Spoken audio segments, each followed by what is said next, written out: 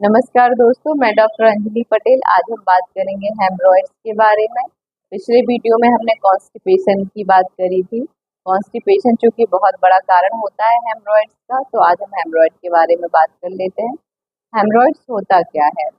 जो रेक्टम का निचला वाला हिस्सा होता है, जिसे एनस भी कहते हैं, वहाँ पर ढेर सारी वेन्स पाई जाती हैं। अगर किसी कारणवश वो वेन्स इंजर्ड हो जाती हैं, किसी प्रकार की क्षति उनको पहुंच जाती है, तो वहाँ पर जो है ब्लड कलेक्ट हो जाता है, इकट्ठा हो जाता है। तो उन वेन्स में स्वेलिंग हो जाती है, इन्फ्लामेशन हो जाती है, जिसे हम हेमरॉइड्स कह देते हैं। हेमरॉइड्स टू टाइप्स के होते हैं: primary haemorrhoid, secondary haemorrhoid, external haemorrhoid और इंटरनल हेमरॉइड। तो इंटरनल हेमरॉइड्स, अगर जो हेमरॉइड्स है वो रेक्टम के अंदर हो तो उसको इंटरनल हेमरॉइड्स कह देंगे, बाहर की तरफ हो तो उसको एक्सटर्नल हेमरॉइड कह देंगे। तो आइए जान लेते हैं कारण के बारे में। तो हेमरॉइड्स का जो मेन कारण होता है वो कॉन्स्टिपेशन ही होता है। कॉन्स्टिपेशन प्रॉपर स्टूल का पास ना होना, स्टूल का हार्ड होना या कई दिन बाद स्टूल पास होना, तो मेन कारण है हेमरॉइड का। अगर हेमरॉइड वाले जो रेक्टम वाला एरिया है वहाँ किसी प्रकार की लगातार इंजरी हो रही है, स्टूल हार्ड है, तो उसकी वजह से रगड़न, स्ट्रेनिंग वहाँ पर हो रही है, तो वेन्स लगातार इंजर्ड होने की वजह से थिक हो जाती है, वहाँ ब्लड कलेक्ट हो जाता है, तो वो हेमरॉइड्स कॉज कर देता है। ये ब्लीडिंग हेमरॉइड्स भी होते हैं, नॉन ब्लीडिंग भी होते हैं। अगर किसी को स्टूल के दौरान हेमरॉइड से ब्लड निकल रहा हो तो वो ब्लीडिंग में आ जाएगा। अगर हेमरॉइड पेनफुल हो, ब्लड नहीं निकल रहा हो, तो वो नॉन ब्लीडिंग में आ जाता है।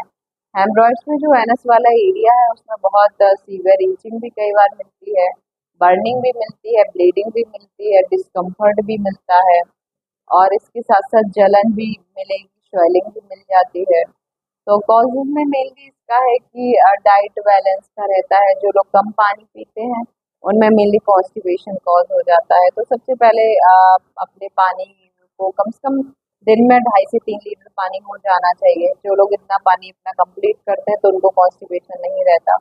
अगर पानी पीने के बावजूद भी दिक्कत हो रही है तो फिर डाइट में फाइब्रस डाइट को लीजिए। डाइट भी एक बड़ा फैक्टर है हेमरॉइड क्रिएट करने में। फाइब्रस डाइट से फाइबर जो भी होते हैं वो स्टूल को बल प्रदान करते हैं और कॉन्स्टिपेशन होने से बचाते हैं। तो फाइब्रस डाइट हो गया। प्रेगनेंसी भी एक बड़ा रीजन है हेमरॉइड का। जब प्रेगनेंसी होती है तो रेक्टम पर प्रेशर पड़ता है, जिसकी वजह से रेक्टम बाहर की तरफ हो जाता है, तो उसमें काफ़ी स्ट्रेनिंग होने लगती है, घिसाव होने लगता है, तो वो एरिया इंजर्ड हो जाता है, तो भी हेमरॉइड्स की शिकायत हो जाती है। या जो लोग लंबे समय तक बैठे रहते हैं, जिनकी सेडेंटरी लाइफ होती है, हेमरॉइड्स में मेनली जो सेडेंटरी लाइफ है या जो लाइफ स्टाइल है वही मेनली इफेक्ट करता है। जो लोग लंबे समय तक एक जगह पर बैठे रहते हैं तो वहाँ प्रॉपर ब्लड का सर्कुलेशन नहीं हो पाता, क्योंकि उस एरिया का लगातार कंप्रेशन बना रहता है, जिसकी वजह से वहाँ ऑक्सीजनेटेड ब्लड कम पहुँच पाता है। तो ये भी एक कारण है। तो एक ही जगह पर लगातार मत बैठे रहिए, बीच बीच में ब्रेक 2-4 मिनट का आप ले सकते हो, तो इससे आप हेमरॉइड होने की टेंडेंसी को काफ़ी हद तक कम कर सकते हैं। प्रॉपर नींद भी एक बड़ा फैक्टर है। प्रॉपर स्लीप जो लोग नहीं लेते हैं उनको भी हेमरॉइड्स की दिक्कत हो जाती है। बट ये पूछिए कि स्लीप का क्या रिलेशन है हेमरॉइड से? तो जो लोग प्रॉपर स्लीप नहीं ले पाते हैं उनकी बॉडी के फंक्शन नॉर्मल नहीं हो पाते हैं, ब्रेन रिलैक्स नहीं हो पाता, बॉडी रिलैक्स नहीं हो पाता, जिसकी वजह से प्रॉपर बॉल मूवमेंट भी नहीं होता है, और बॉडी में हीट टेंडेंसी, एसिडिटी वगैरह बढ़ जाती है। तो इस वजह से भी हेमरॉइड्स होने की कॉम्प्लिकेशन हो जाती है। आइए जान लेते हैं कॉम्प्लिकेशन के बारे में कि अगर हेमरॉइड है तो उसके साथ साथ क्या दिक्कत हो सकती है। तो चूंकि जिनको कॉन्स्टिपेशन रह रहा है तो उनको हेमरॉइड्स की शिकायत रहती ही है। लंबे समय तक अगर हेमरॉइड्स किसी को है तो प्रोलैप्स रेक्टम की भी शिकायत ऐसे लोगों में हो जाती है।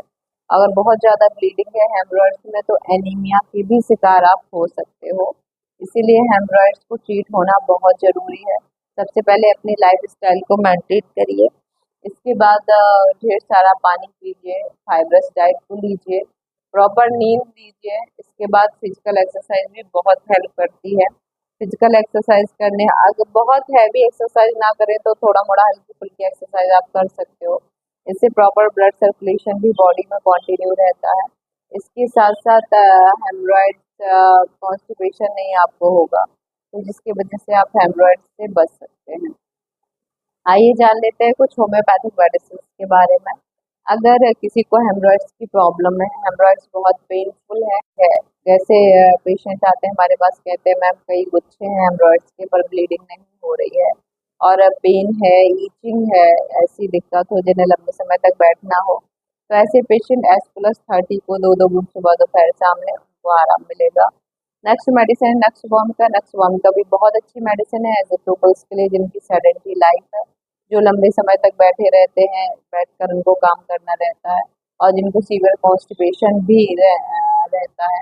इसके साथ साथ देर रात तक वो जागते हैं, प्रॉपर उनकी नींद भी पूरी नहीं हो रही होती है, ब्रेन रिलैक्स नहीं होता है, तो ऐसे केसेस में नक्सवाम का 200 को 2-2 बूंद सुबह दोपहर शाम लेंगे, आराम मिलेगा।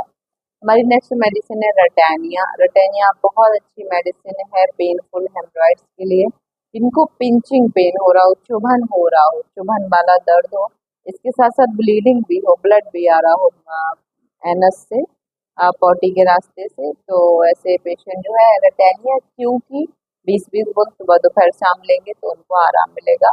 इसके साथ साथ जिन पेशेंट को हेमरॉइड से ब्लीडिंग है पर डार्क ब्लड जो है डार्क कलर का हो, हल्का सा जैसे डार्क ब्राउन टाइप में हो, तो ऐसे पेशेंट जो है हेमामेलिस वर्जिनिका क्यू को 20-20 बूंद सुबह दोपहर शाम लेंगे तो उनको आराम मिलेगा। हेमरॉइड की बेस्ट मेडिसिन मेलिफोलियम भी है। जिन पेशेंट को हेमरॉइड की शिकायत है और ब्लड बहुत ज़्यादा आ रहा है बॉडी के रास्ते से और ब्लड जो है ब्राइट रेड रेड हो, एकदम रेड रह रहा हो, तो ऐसे केस में मेलिफोलियम क्यू को 20-20 बूंद सुबह दोपहर शाम लेंगे तो आराम मिलेगा। तो ये कुछ मेडिसिन थी। एक हमारी मेडिसिन है नाइट्रिक एसिड। नाइट्रिक एसिड भी बहुत अच्छी मेडिसिन है हेमरॉइड के लिए, जिसको पेन बहुत ज़्यादा होता हो, जब ड्यूरिंग स्टूल पेन बहुत ज़्यादा हो रहा हो और ब्लीडिंग भी हो रही हो बट बहुत कम माइन्यूट से ब्लड आ रहा हो, बट बहुत ब्राइट रेड हो और बहुत ज़्यादा पेनफुल हो, तो ऐसी कंडीशन में नाइट्रिक एसिड की बस 3 डोज नाइट्रिक एसिड 30 में लीजिए, आपको काफ़ी आराम मिलेगा। तो ये हो गया हेमरॉइड के बारे में। तो आइए जान लेते हैं डायग्नोस आप कैसे कर सकते हो। तो डायग्नोस का मेनली जब आप स्टूल के दौरान पानी लेते हैं तो उसमें हाथ से ही समझ में आ जाता है कि वहाँ पर मस्से हैं या दाने टाइप के महसूस हो जाते हैं, और जब आप क्लिनिक पर जाते हो तो डॉक्टर जो है ग्लव्स लगाकर उनको रेक्टम में फिंगर डालकर देख लेता है आपको कैसे हेमरॉइड से किस पोजीशन पर है, या कई केसेस में सिग्मोइडोस्कोपी भी कराई जा सकती है, प्रोक्टोस्कोपी भी कराई जा सकती है, तो ये डिपेंड करता है कि हेमरॉइड की सिचुएशन क्या है। तो ये हो गया हेमरॉइड के बारे में। हम मिलेंगे अपने नेक्स्ट वीडियो में। Thank you for watching video.